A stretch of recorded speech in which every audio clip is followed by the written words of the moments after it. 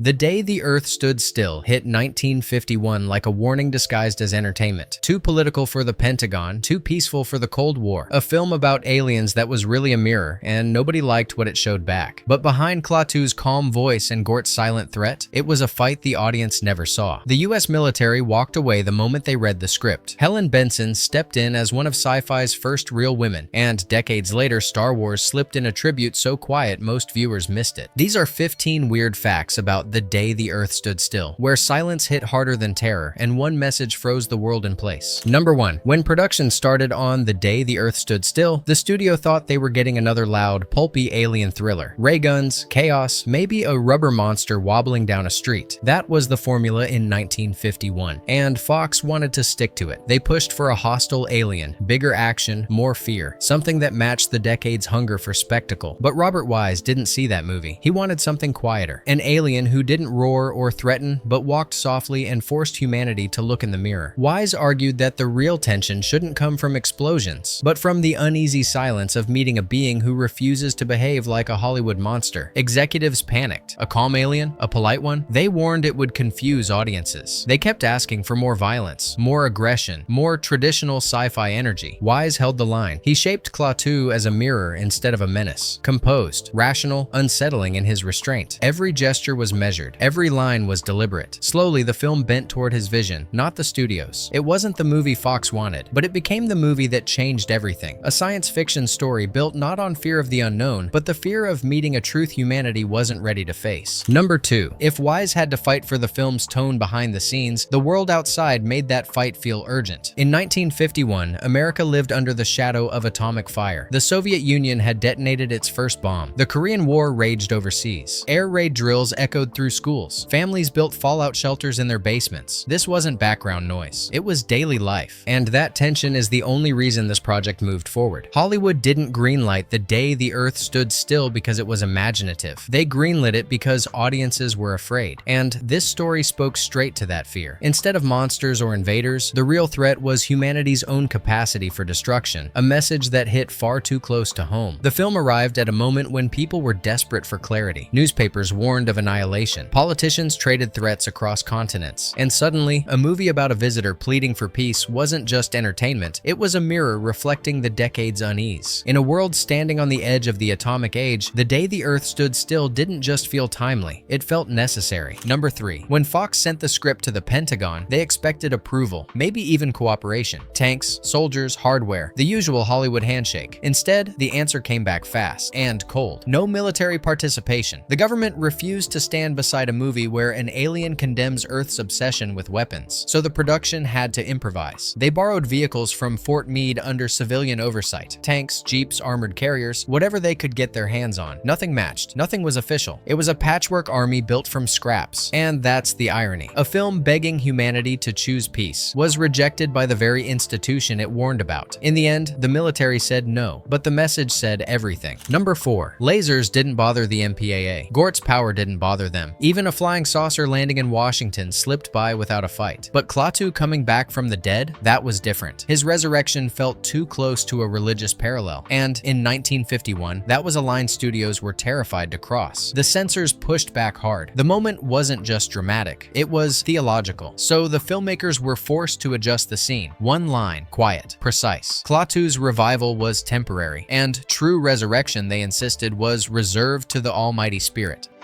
That power is reserved to the Almighty Spirit.